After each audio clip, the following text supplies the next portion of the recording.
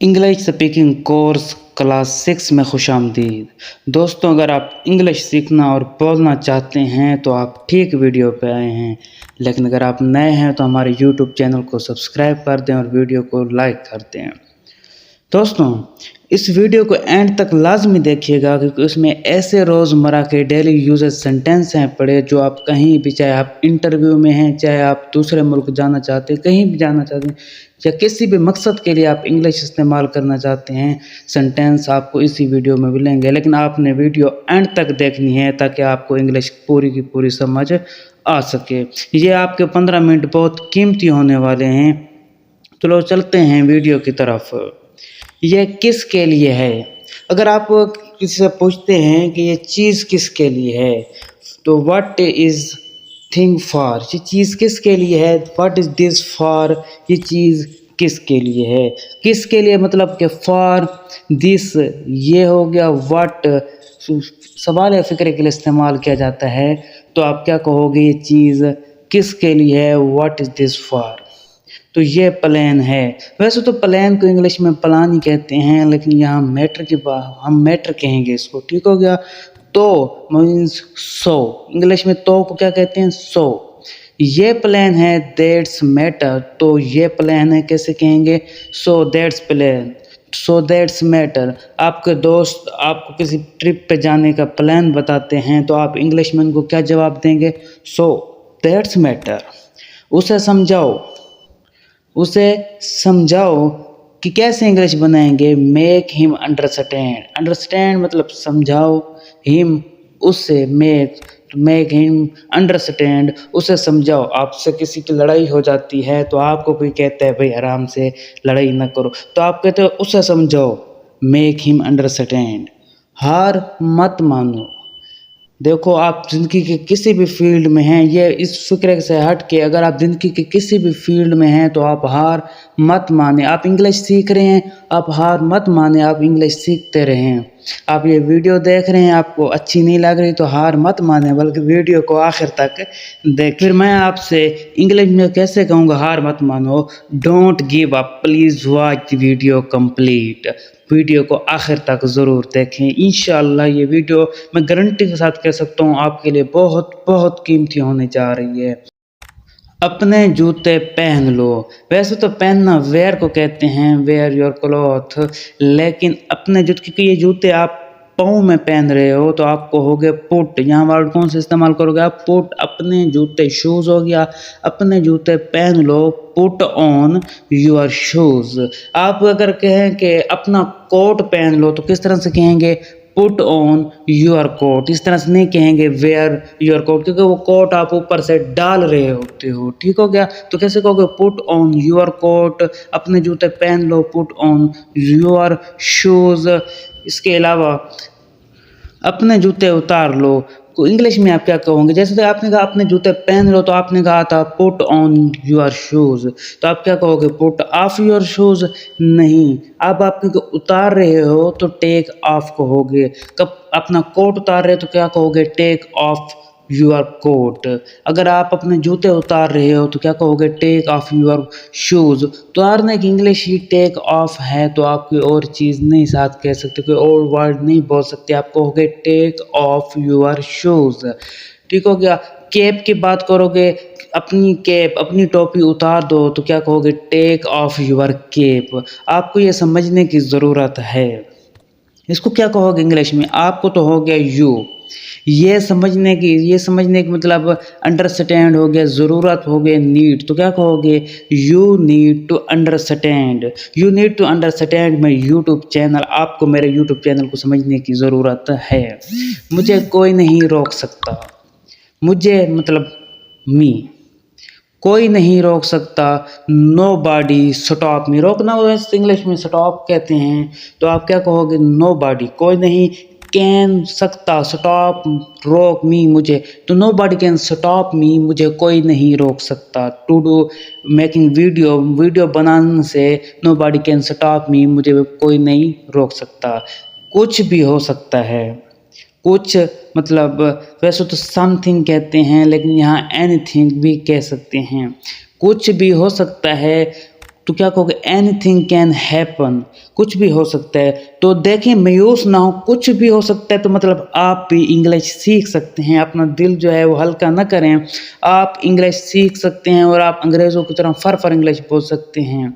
कुछ भी हो सकता है, तो क्या कहेंगे इंग्लिश में, एनीथिंग कैन हैपन। मेरे पास कुछ भी नहीं है, ठीक हो गया। तो अगर आपसे कोई चीज़ मांगने आता है तो आप उसे कहते हैं इंग्लिश, मेरे पास कुछ भी नहीं है, तो उसको इंग्लिश में किस तरह से जवाब देंगे, आप कहोगे आई हैव गॉट नथिंग। आप इस तरह से नहीं कहोगे आई हैव नथिंग, मेरे पास कुछ नहीं है। ये भी फिक्रा ठीक है, आम लफ्ज़ों में ये फिक्रा, आम सेंटेंस में ये फिक्रा ठीक है, आई हैव नथिंग। लेकिन अगर आपने प्रॉपर इंग्लिश बोलनी है तो आप क्या कहोगे, आई हैव गॉट नथिंग, मेरे पास कुछ भी नहीं है। दोस्तों बहस को कहते हैं आर्गो। अगर आपसे कोई बहस कर रहा है और आप उसको जवाब देना चाहते हो कि बहस न करो, तो न करना तो है डोंट। बहस मैंने आपको ऑलरेडी कहा है कि बहस जो होता है वो आर्गो होता है, तो क्या कहोगे, डोंट आर्गो। मैं आपसे बहस नहीं करना चाहता, I don't want to argue with you. मैं इस बात पे बहस नहीं करना चाहता, I don't want to argue on this point. इस तरह से आप कह सकते हो। उसके बाद है चेक करके देखो। चेक करके क्या कहोगे, check it, no. Check it करे भी यूज़ कर सकते हो, वो आप सिंपल इंग्लिश बोल सकते हो। लेकिन आपने अगर इंटरनेशनल इंग्लिश में कहना है तो आप क्या कहोगे, ट्राई इट ऑन। आप इसको चेक करके देखें, you should try it on, आपको इसको चेक करके देखना चाहिए। You must try it on, आपको ज़रूर ही चेक करके देखना चाहिए। I am trying it on, मैं इसे चेक कर रहा हूँ। इस तरह से आप बोल सकते हैं।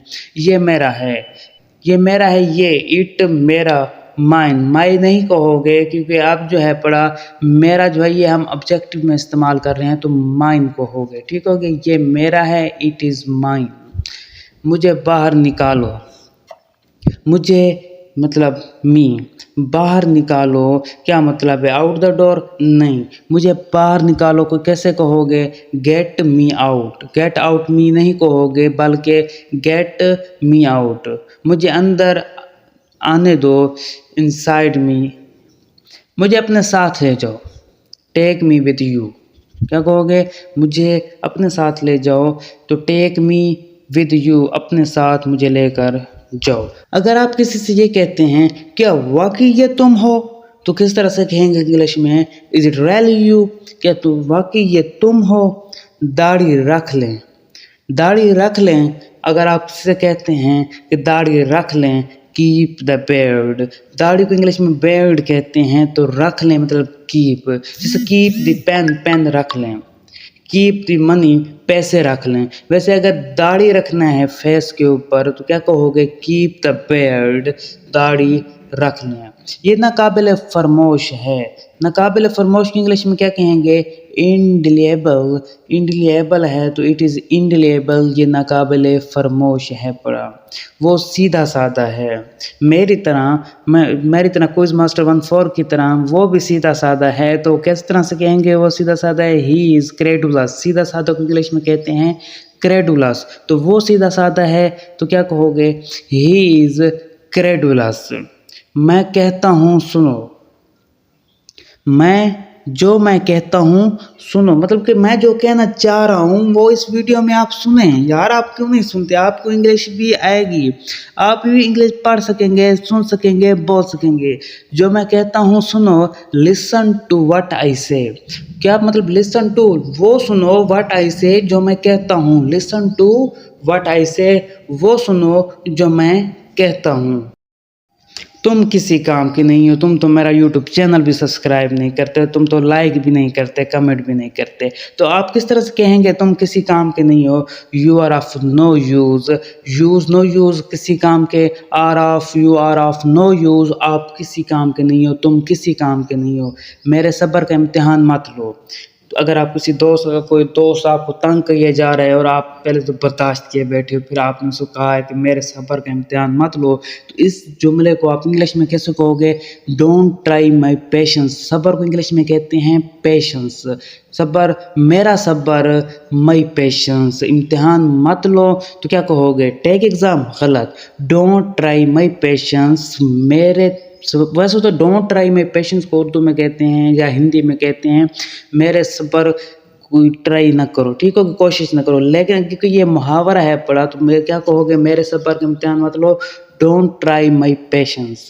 ये बात तुम्हें महंगी पड़ेगी, ठीक हो गया। आप अगर किसी से कहना चाहते हैं कि ये जो आपने बात की है ये बात तुम्हें महंगी पड़ेगी, तो महंगी की इंग्लिश कॉस्ट होता है। आपको महंगी पड़ेगी, तुम्हें महंगी पड़ेगी, यू कहते हैं, ठीक हो गया। क्योंकि ये मुस्तकबिल का फिक्र है, पड़ेगी है, तो कौन सी चीज़ यूज़ करेंगे? विल यूज़ करेंगे हमेशा। आपको पहले भी मैं बता चुका हूँ पहले वाली वीडियो में कि जो गुजरी हुई बात होती है, गुजरा हुआ जो काम होता है, जैसा कि पास्ट में हो गया, उसमें हम सेकंड फॉर्म यूज़ करते हैं, ठीक हो गया। जबकि जो चीज़ मौजूदा हो रही होती है, जो कि अभी हो रही है, प्रेजेंट में है, उसके लिए हम फर्स्ट फॉर्म यूज़ करते हैं। और जो चीज़ मुस्तकबिल में हो, फ्यूचर में हो, उसके लिए हम will plus first form use करते हैं। तो ये बात तुम्हें महंगी पड़ेगी, ये बात हो रही है फ्यूचर की, कि फ्यूचर में महंगी पड़ेगी, तो क्या कहोगे?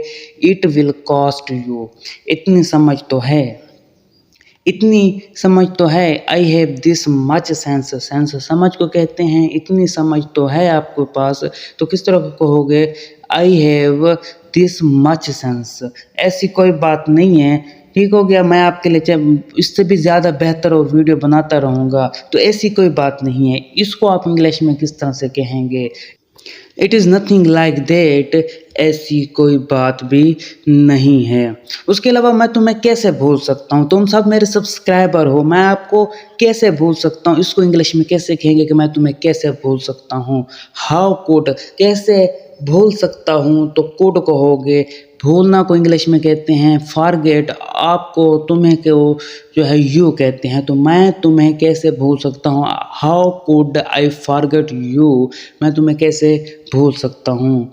मैं तुम्हें कैसे दे सकता हूँ? How could I give you, मैं तुम्हारी कैसे मदद कर सकता हूँ? How could I help you.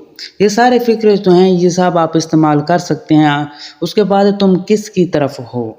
आप अपने दोस्त से पूछते हो कि आप मेरी तरफ हो या उसकी तरफ हो, तो किस तरह से पूछेगा? आप किसकी तरफ हो, तो किस तरह से कहोगे? किसकी मतलब विच साइड, तरफ होती है साइड, तो which side are you on, तुम किसकी तरफ हो? दिन बहुत बुरा गुजरा। आज कोई आपसे पूछता है हाउ द डे वाज, आज के दिन कैसे था, तो आप क्या कहोगे? दिन बहुत बुरा गुजरा है। इसको इंग्लिश में किस तरह से कहेंगे आप? It was not my day, मतलब ये मेरा वो दिन नहीं था जो मैंने सोचा हुआ, तो क्या कैसे कहोगे? It was not my day. कोई नई बात करो, पुरानी बात बहुत हो चुकी हैं, कोई नई बात सुनाओ, तो किस तरह से कहोगे आप? कमेंट में मुझे गिव मी एन अदर, कोई और चीज़ भी सुना दें। सारा इंग्लिश हमेशा पढ़ाते रहते हैं, तो आप कमेंट में किस तरह से कहेंगे? कोई नई बात करो, गिव मी एन अदर। ये तो यूं ही ज़बान से निकल गया। ये जो मैंने पहला फिक्रा बोला था कमेंट वाला, प्लीज़ ये तो यूं ही ज़बान से निकल गया, हकीकत में ऐसे ना करना। तो ये तो यूं ही ज़बान से निकल गया, इसको आप इंग्लिश में किस तरह से कहोगे?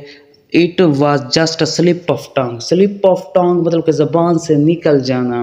जैसे कि वो बिलावल ने कहा था कि हर किसी का स्लिप ऑफ टंग तो होता रहता है, मेरा भी स्लिप ऑफ टंग हो गया। तो it was just a slip of tongue, ये तो यूं ही ज़बान से निकल गया। और अगर तुम लोग नए हो तो सब्सक्राइब करो, वो जो लाल वाला बटन है उस पर फूट फेंक के मारो या फिर मोमबत्ती, मुझे नहीं पता, बस क्लिक हो जाना चाहिए।